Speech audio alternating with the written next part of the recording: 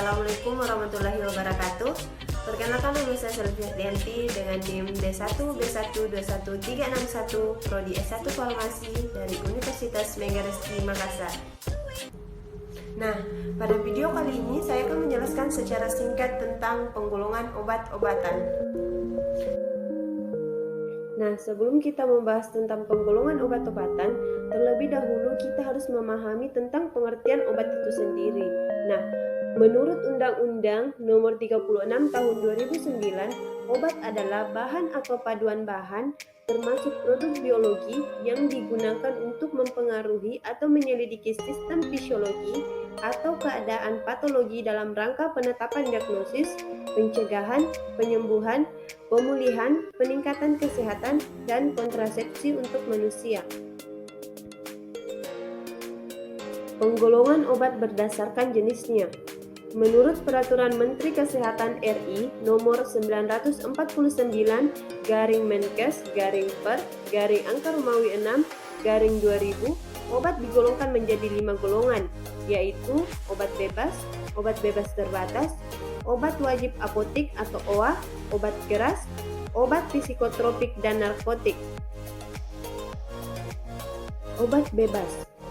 Obat golongan ini termasuk obat yang relatif aman, dapat diperoleh tanpa menggunakan resep dokter. Selain di apotik, obat golongan bebas ini juga dapat dibeli di warung-warung terdekat. Nah, obat bebas ditandai dengan lingkaran hijau dengan garis tepi berwarna hitam. Contoh dari obat bebas yaitu seperti paracetamol, vitamin C, asetosal atau aspirin, antasida, dan obat batuk hitam atau OBH. Obat bebas terbatas. Obat bebas terbatas disebut juga obat daftar W atau warning atau peringatan atau waspada. Adalah obat keras yang dapat dibeli tanpa resep dokter. Namun penggunaannya harus memperhatikan informasi obat pada kemasan. Nah, tanda peringatan pada obat bebas terbatas terdiri atas 6, yaitu yang pertama, P nomor 1, awas obat keras, bacalah aturan pemakaiannya. P nomor 2, awas obat keras hanya untuk kumur, jangan ditelan. P nomor 3, awas obat keras hanya untuk bagian luar dari badan. P nomor 4, awas obat keras hanya untuk dibakar. P nomor 5, awas obat keras tidak boleh ditelan. P nomor 6, awas obat keras, obat wasir jangan ditelan. Contoh dari obat bebas terbatas ini yaitu seperti CTM, difenhydramine, bromhexin, antiemetik, piperizin. Nah, obat bebas terbatas ini ditandai dengan lingkaran biru dengan garis tepi berwarna hitam. Obat keras. Obat keras atau obat daftar G menurut bahasa Belanda, G singkatan dari gevaarlijk, artinya berbahaya. Maksudnya, obat dalam golongan ini berbahaya jika pemakaiannya tidak berdasarkan resep dokter. Nah, logo dari obat keras ini yaitu lingkaran merah dengan garis tepi berwarna hitam dan terdapat huruf K di dalamnya yang menyentuh garis. Contoh dari obat keras yaitu seperti asam mefenamat, loratadin, alprazolam, clobazam, vesodefrin. Obat wajib apotik atau OA adalah obat keras yang dapat diberikan oleh apoteker pengelola apotek kepada pasien tanpa menggunakan resep dokter.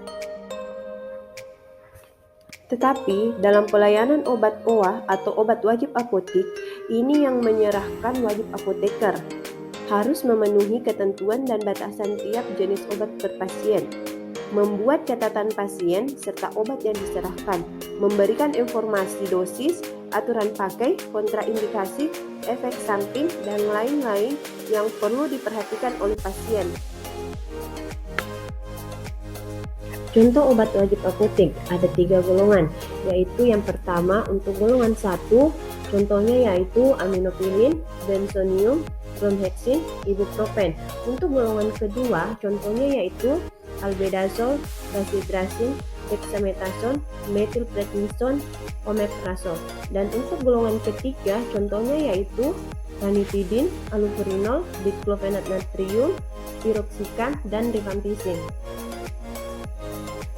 Obat narkotika. Narkotika merupakan zat atau obat yang berasal dari tanaman atau bukan tanaman baik sintetis maupun semi-sintetis, yang efeknya dapat berupa perubahan perasaan, menghilangkan rasa nyeri, dan menimbulkan ketergantungan.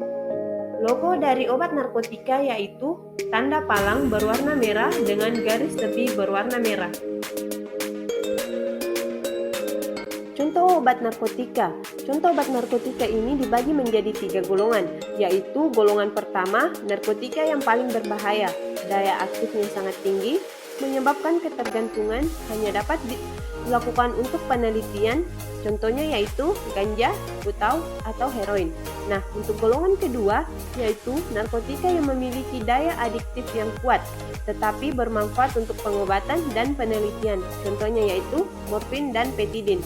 Nah, untuk golongan ketiga, yaitu narkotika yang memiliki daya adiktif yang ringan, tetapi dapat bermanfaat untuk pengobatan dan penelitian, contohnya yaitu kodein dan turunannya. Obat psikotropika.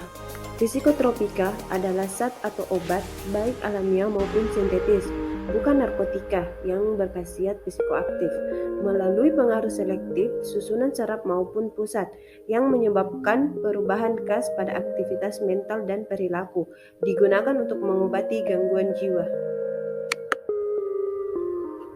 Contoh obat psikotropika ada 4 golongan.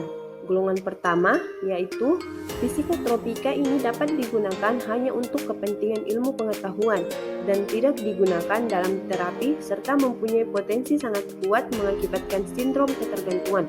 Contohnya yaitu amfetamin, metamfetamin. Golongan kedua yaitu psikotropika yang berkhasiat dapat digunakan untuk pengobatan dan atau bertujuan untuk ilmu serta mempunyai potensi kuat mengakibatkan sindrom ketergantungan. Contohnya yaitu metilpenidat atau Ratalin. Golongan ketiga yaitu psikotropika yang berpengaruh psikoaktif, selain narkotika dan psikotropika yang dapat menimbulkan ketergantungan, contohnya yaitu alkohol dan nikotin. Nah, untuk golongan keempat yaitu psikotropika yang memiliki khasiat untuk pengobatan, banyak digunakan dalam terapi dan atau dapat digunakan dengan tujuan ilmu pengetahuan, mempunyai potensi sedang, mengakibatkan sindrom ketergantungan, contohnya yaitu penolbarbital dan flunitrazepam. Sekian penjelasan singkat dari saya, semoga bermanfaat. Wassalamualaikum warahmatullahi wabarakatuh.